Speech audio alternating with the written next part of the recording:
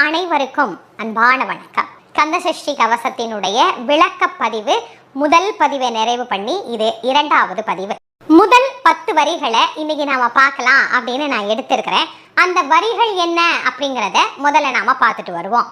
சஷ்டியை நோக்க சரவண பவனார், சிஷ்டருக்குதவும் செங்கதிர் வேலோன், பாதம் 2 பன்மணி சதங்கை, கீதம் பாட கிண்கிணி ஆட, மையல் நடஞ்செய்யும் மயில்வாகனார், கையில் வேளாளனை காக்கவென்று வந்து, வரவர வேலாயுதனார் வருக, வருக வருக மயிலோன் வருக, இந்திர முதலா எண்டிசை போற்ற, மந்திர வடிவேல் வருக வருக. இந்த 10 வரிகளை பத்தி தான் இன்னைக்கு நம்ம பார்க்க போறோம். முதல் வரியில ஆரம்பிக்கின்றார், சஷ்டியை நோக்க சரவண பவனார். சஷ்டி அப்படிங்கிற இந்த 6 கவசத்தையும் ஏற்கனவே அவர் சொல்லிட்டார் கவசம்னா என்ன அப்படிங்கிறத.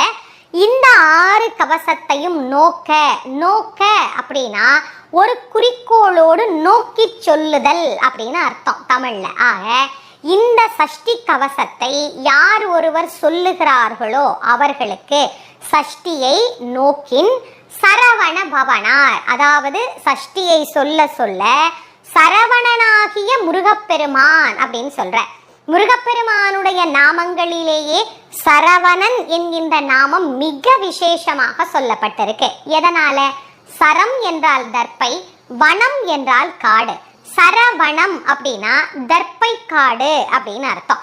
இயற்கையாக உள்ளது நீர்நிலை, நாம் தடுத்து செய்வது தடாகம் அப்படின்னு பேர்.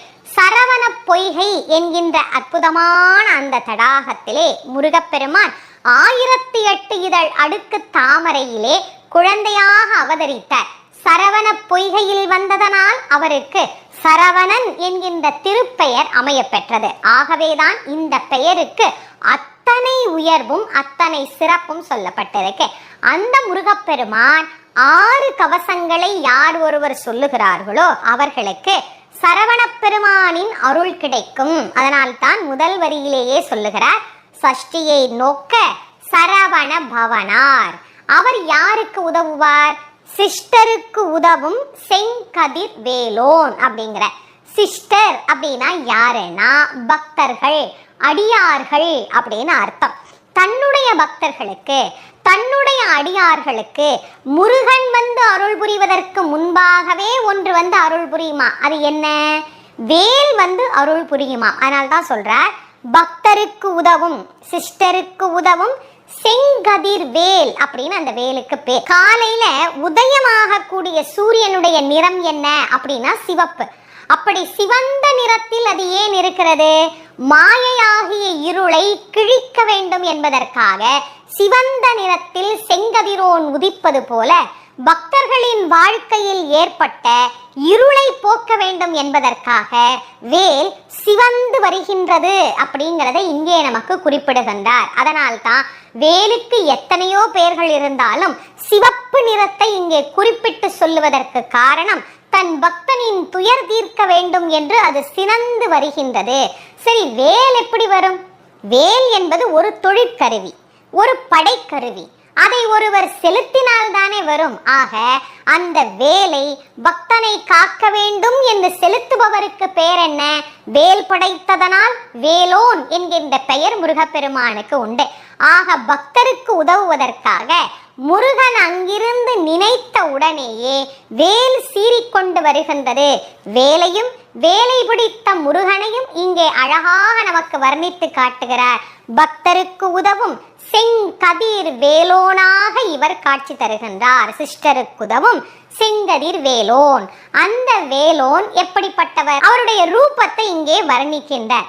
பாதம் 2 பன்மணி சதங்கை. முருகப்பெருமானுடைய பாதம் 2. எல்லா இறைவனுக்கும் பாதங்கள் 2 தான். பரஞானம் அபரஞானம் என்கின்ற 2 ஞானமே ஆகிய திருவடியில என்ன அலங்கரித்து கொண்டிருக்கின்றதா? பாதம் 2 பன்மணி சதங்கை, பல்வேறு நவரத்தினங்களால் ஆக்கப்பட்ட சலங்கையை அவர் அணிந்திருக்கின்றார். பன்மணி சதங்கை.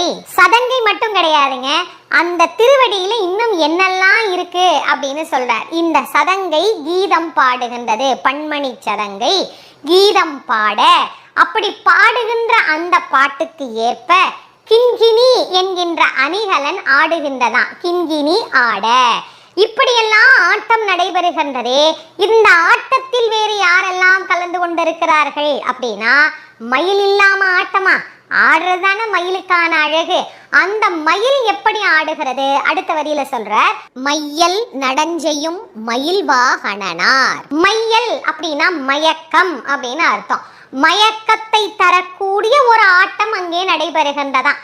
அந்த ஆட்டத்துக்கு காரணமாக அங்கே இருக்கக்கூடிய மயில் வாகனன் அப்படின்னு அழைக்கப்படக்கூடிய முருகப்பெருமான் விளங்குகின்றார். தன்னுடைய பக்தனை காப்பாற்ற வேண்டும் என்பதற்காக வேலோடும் மயிலோடும் எழுந்தருளக்கூடிய பெருமான் எத்தனை அழகாக இருக்கிறார் என்பதை இங்கே வர்ணித்து சொல்லுகின்றார். மையல் நடனம் செய்யும் மயில் வாகனனார் கையில் வேளால் எனை காக்கவென்று வந்து. அப்படி அற்புத நடனம் புரிகின்ற அந்த பெருமான் கையில் வேலை ஏந்தி பக்தனாகிய என்னை காப்பதற்காக இங்கே வருகின்றார். கையில் வேல் ஏந்தி வரக்கூடிய பெருமானை வருக வருகன்னு வரவேற்க வேணாமா? வரவேற்கிறது தானே நம் நாட்டினுடைய பண்பாடு.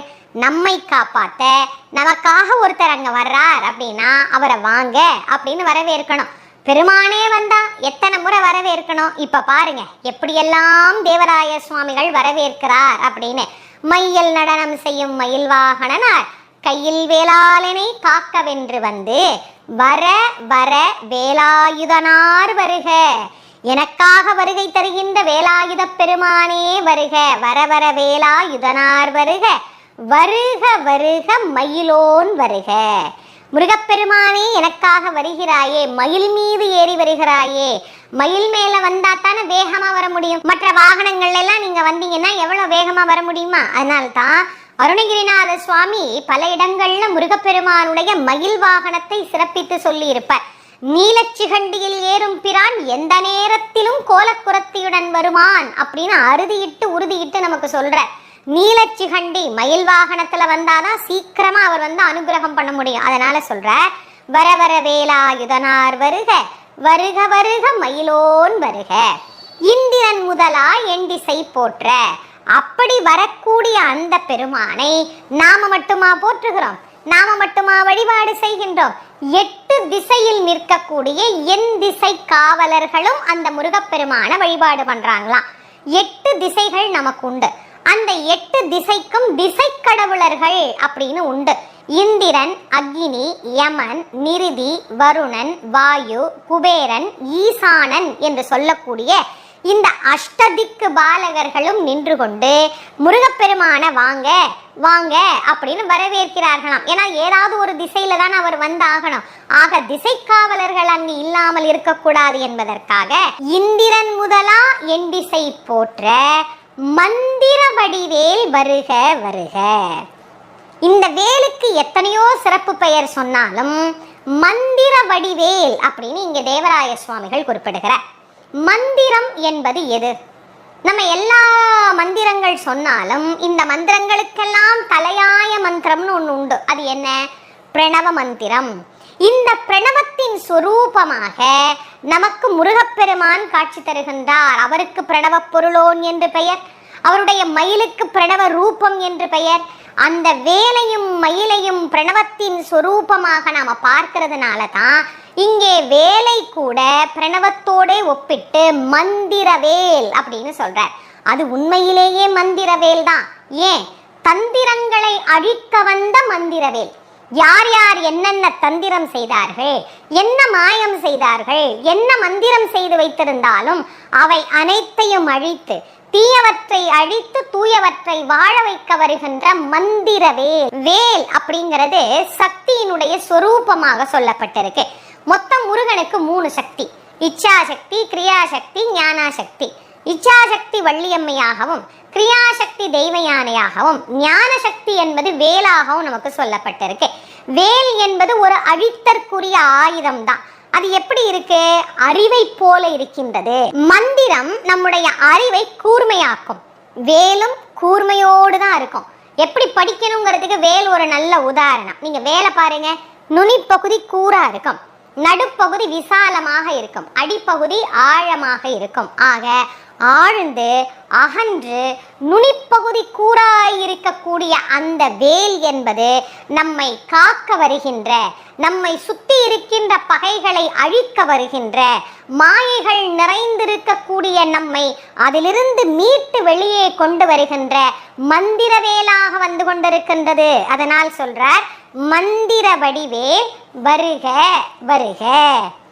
இத்தனை வருகவா, இன்னும் வருக நிறைய இருக்கு, ஆனா நமக்கு நேரம் குறைவா இருக்கு. இன்னைக்கு இந்த 10 வரிகளை நம்ம பார்த்திருக்கிறோம்.